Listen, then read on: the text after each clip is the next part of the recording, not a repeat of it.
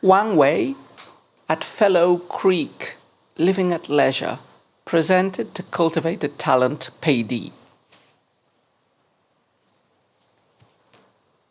The cold mountain turns a darker green. The autumn river murmurs as it always does. I lean on a staff outside my brushwood gate and listen to evening cicadas in a brief breeze. The setting sun lights the ferry dock. A wisp of smoke rises above the quiet village. Then there you are again, drunk like Ye-Yu, madly singing in front of Five Willows Gate. So we finished with Du Fu's poems. This is the first of Wang Wei's pentasyllabic regulated style poems. And he has at least 9. So almost as many as Li Bai and Du Fu. Well, more than Li Bai, or as many as Li Bai. Just one short of Du Fu's, which represents him well in the scale of aesthetic evaluation by the natives of the Haitang poets. The first position is usually given to Du Fu, close second Li Bai, and quite consolidated third Wang Wei. We've already encountered previous poems by Wang Wei. We're not going to repeat his biography here. He was from a quite powerful family, quite rich and noble family. He occupied middle posts in the administration, only reaching a high posting very close to the end of his life. And he was a Buddhist, especially in his last years. He had many estates, including some at the Felloe Creek, which is usually also called the Wang Chuan.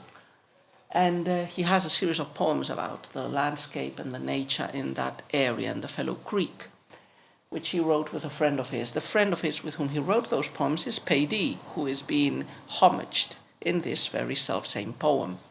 Wang Wei's forte is nature poetry, and he has a very peculiar nature poetry, a peculiar style to him, which is connected with Buddhism, and which generally includes a depiction of nature where the human presence is absent, where a disembodied seer looks on, hears on the sights of nature, but human presence is generally absent from these scenes. So what else could we say about this poem? So this poem is written presumably while Wang Wei is at leisure in his estate, and he is visited by this friend of his, Pei. Pei, by the way, also represented in this anthology with one poem which we haven't read yet. Not an extremely important poet. He is mostly known as a friend of Wang Wei and other Haitang poets, and for collaborating, as I've just said, with the Wang River collection of poems. Okay, what's the topic of this poem? Well, it's pretty obvious. It's the pleasures of the retired life. Wang Wei occupied important positions in government all his life, but especially in his later years, he very frequently managed to receive leaves of absence to enjoy nature and to dedicate himself in his estates and in nature to religious meditation and not only the search for pleasure. We mustn't see these stays in mountain retreats as just Epicurean parties or feasts. They always have a religious, or they always imply a religious connotation. Climbing mountains, remember, in traditional Chinese culture, is generally associated with a religious activity, with gaining insight. Lots of monasteries, Taoist and Buddhist, and lots of hermits were in the mountains, lived in the mountains in huts. So here Wang Wei is playing the hermit, or shaking the red dust of worldly pursuits and ambition, if only for a few brief hours or days when he can. So this is a poem about his experience in his retirement, in this place of retirement, where his friend Pei comes to visit. The topic is retirement, but also the simple pleasures of the retired life. Minor topics would be friendship and enjoying companionship with a friend who also enjoys the retired life. Perhaps a description of nature, which is the main component of the poem, really. But this description is used as a background to highlight the simple pleasures of the retired life in the mountains, the life of a hermit. Okay, then, so as usual, let's explore the poem couplet by couplet. The cold mountain turns a darker green. The autumn river murmurs, as it always does. So the first couplet really just shows us the background of Felloe Creek, of this retired mountain area of which Wang Wei has talked to us in other poems of his. I'm not sure if in this anthology he has already talked about them, but anyway, it's a common topic of a lot of his poems. This is a natural landscape without a lot of people, and it's described here through a visual and an oral element. So the visual one is the cold mountain is turning a darker green. So, the vegetation feels or looks more intensely green, or perhaps dark, or perhaps a more subdued green as autumn is coming. The poem also indicates in this couplet the season, which is autumn, which is the ideal season for most Chinese poetry. The autumn river murmurs, as it always does. So we hear the sound of the river, which is recurrent, it's the perpetual sound of the waters flowing, and we see the mountains, the green in the mountains becoming darker. So all highlights of autumn, of melancholy, of the passage of time, but also of the sights in a mountain landscape.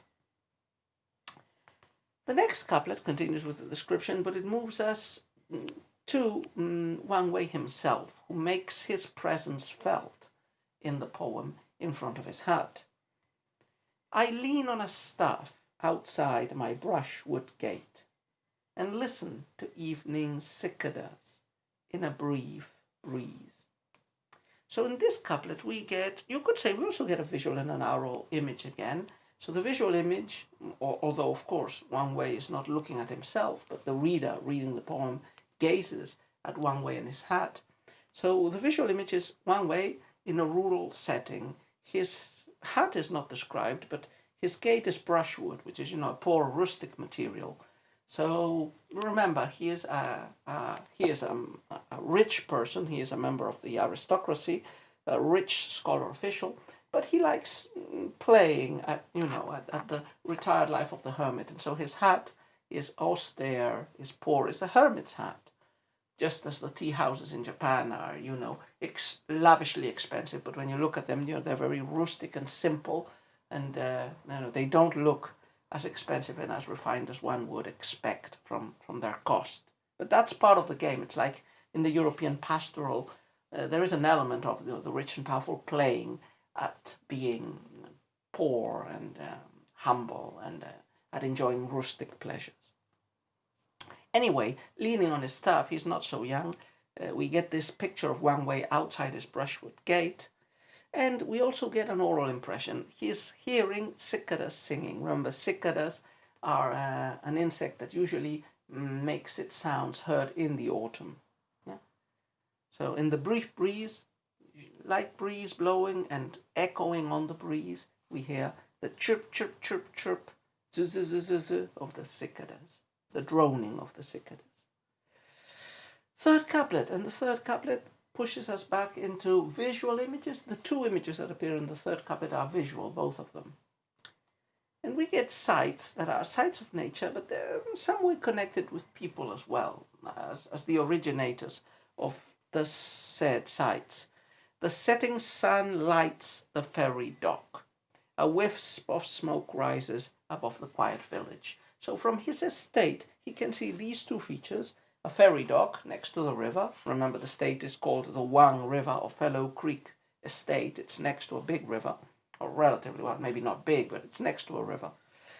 He sees the dock where the boats stop, the ferry dock, and visual image, the setting sun. So it's autumn setting sun, the moment of maximum melancholy, the season with the highest melancholy, the part of the day with the highest melancholy.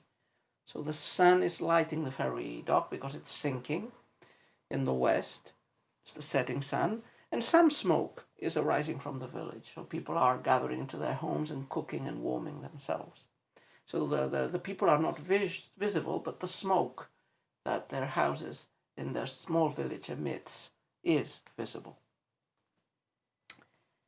Last couplet, and the last couplet seems to change a little bit the atmosphere, the tone of the poem, because we get thrust into us the present of that cultivated talent Paidy to whom this poem is dedicated. And so human presence becomes manifest in the last couplet, as opposed to nature description and the idyllic nature we have been listening to until now. Then there you are again, drunk like Jeju, madly singing in front of Five Willows' gate. So this couplet is a bit difficult because it contains two references that need to be clarified to make it meaningful. So basically, in our own words, what one way is saying is, here you come, old friend, drunk and detached from the world, like some sages from the past, and you're singing in front of my gate. You're coming to sing with me and to enjoy my company. Me, a gentry official scholar who lives the retired life. Jeju, drunk like Jeju, the madman from Chu, is a figure that appears in some ancient texts. Probably the most relevant reference is the Analects, where this guy, this madman from Chu, meets Confucius and he makes a little bit of fun of Confucius by saying, Phoenix, or how your days have declined. What he basically says in that anecdote is, you shouldn't be worrying about the past. You shouldn't be worrying about meddling into politics. It's a dangerous business. So this Jeju, this madman of Chu, was very quoted, apart from the Analects, in other books with a more Taoistic inclination, saying, this guy is wiser than Confucius. He's giving him the correct advice, like, stop wasting your time wanting to serve ministers or dukes or kings in office. Follow the retired life, which is also the safest life. Five Willows Gate, the reference in the second poem, is to a poet we've talked about, although he is not represented in this anthology because he is from much earlier, Tao Zhuangming, a poet from the Eastern Jin dynasty who became the epitome of the retired gentleman scholar who lives the retired life, who does not want to serve in court, and who enjoys the simple pleasures of living in the fields, eating a simple meal, living in a relatively poor and shoddy house, but with books and the company of smart friends. So Wang Wei is presenting himself as Tao Chien, redivivus. Tao Chien had written a text about himself, a mock biography, which was called Biography of Mr. Five Willows, because he had 5 willows in front of his house. So this became a nickname for Tao Chien. So Wang Wei is saying, this is my gate. Remember, he was in the third line of the poem, leaning on a staff outside his brushwood gate. So he's saying, I am Mr. Five Willows now. And you are like Jeju, this madman of Chu, who had a Taoistic inclination and who was against serving in office. So you come here like Jeju, drunk and coming for a party, and you sing for me, who am a retired gentleman scholar, or who at least would like to adopt this persona of being a retired gentleman, living the simple life in the mountains. So, not a bad poem. Descriptive of nature, and the part which describes nature is pretty nice.